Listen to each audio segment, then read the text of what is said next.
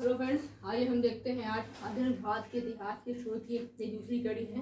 आज हम कुछ बहुत ही महत्वपूर्ण समाचार पत्र एवं पत्रिकाओं के विषय में चर्चा करेंगे जो अक्सर हमें एग्जाम में देखने को मिलते रहते हैं। सबसे पहले अगर हम बात करते हैं, देखिएगा आप, बंगाल गजट। ये कलकत्ता से प्रकाशित होता था, इंडिया गजट, और ये आपका कलकत्ता गजट और मद्रास कुरियर। इसके अलावा नेशनल हेराल्ड, ये आपका द टेलीग्राफ और बंगाल गजट। ये सभी समाचार पत्र आपके इंग्लिश भाषा में या यूँ कहें अंग्रेजी भाषा में प्रकाशित होते थे। और इसमें से आपके बंगाल गजट, इंडिया गजट और कलकत्ता गजट, ये तीनों आपके कलकत्ता से प्रकाशित होते थे और मद्रास कुरियर मद्रास से। अगर हम बात करें, यहाँ पर बंगाल गजट और बंगाल गजट दो बार लिखा हुआ है। ये जो बंगाल गजट है ये कलकत्ता से 1780 में प्रकाशित होता था और ये भारत का पहला समाचार पत्र था। जेम्स ऑगस्ट हिकी इसके संपादक थे। अगर हम बात करें इस बंगाल गजट की, तो इसका जो प्रकाशक वर्ष है वो 1818 है और इसके संपादक का नाम गंगाधर भट्टाचार्य और हारूचंद्र राय था। ये प्रथम भारतीय अंग्रेजी समाचार पत्र था, मतलब कोई ऐसा समाचार पत्र जो भारतीय द्वारा प्रकाशित किया जा रहा हो। ये बात आप याद रखेंगे। ये दोनों क्वेश्चन अलग अलग तरीके से पूछे जाते हैं। जहाँ पर भारतीय रहेगा वो आपका गंगाधर भट्टाचार्य संपादक रहेंगे, जहाँ पर बंगाल गजट आपका भारत का बड़ा समाचार पत्र, वहाँ पर जेम्स ऑगस्ट हिकी रहेंगे। उसके अलावा ये सभी रचनाएं आप एग्जाम में प्रीवियस ईयर में पूछी गई है।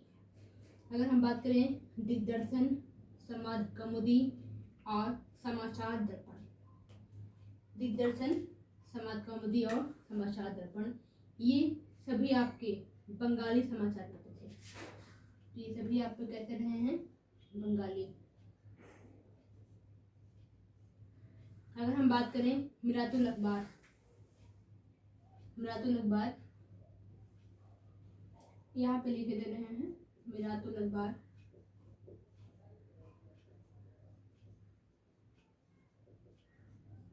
ये आपका फारसी में था। इसके संपादक का नाम था राजा राम मोहन राय।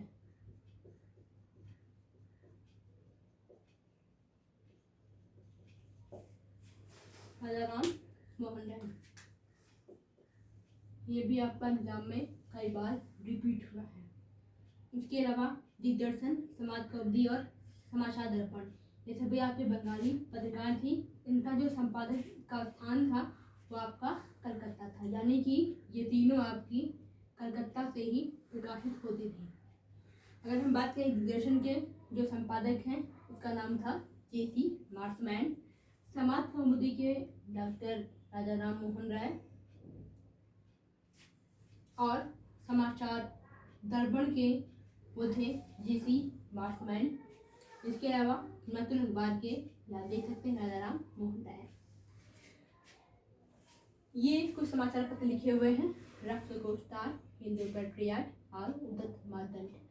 अगर इसके आपको संपादक का नाम पता है और ये पत्रिकाएं किस भाषा में थी तो आप हमें कमेंट बॉक्स में इसका आंसर दे सकते हैं।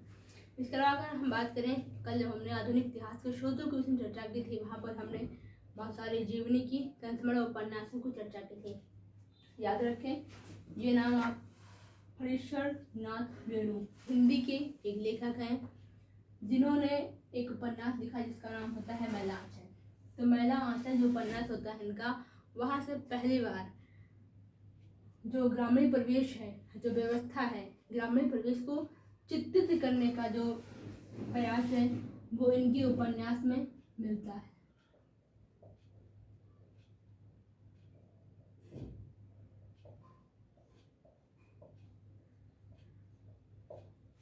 कि वहाँ पर कृषकों की क्या अवस्था है, ग्रामीण जीवन कैसा है, लोगों पर लगान कैसे लगती है।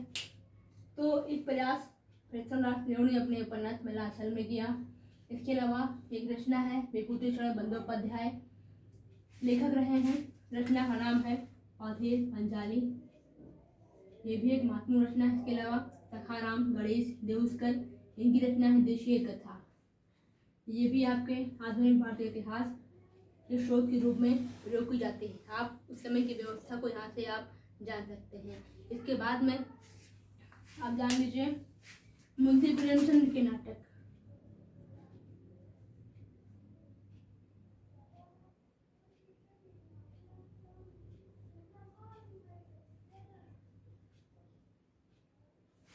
इनको उपन्यास सम्राट कहते हैं।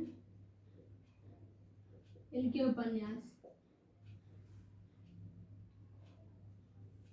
इसके अलावा आपके मैथिली शरण गुप्त।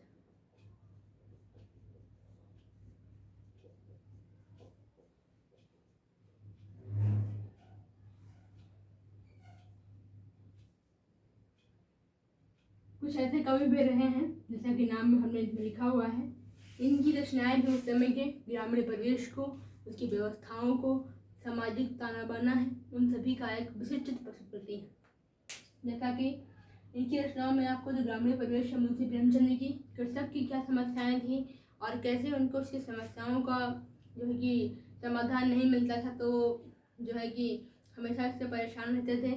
तो आपको ये सभी चीज़ें आपको इनके उपन्यासों में देखने को हमेशा मिलेगी।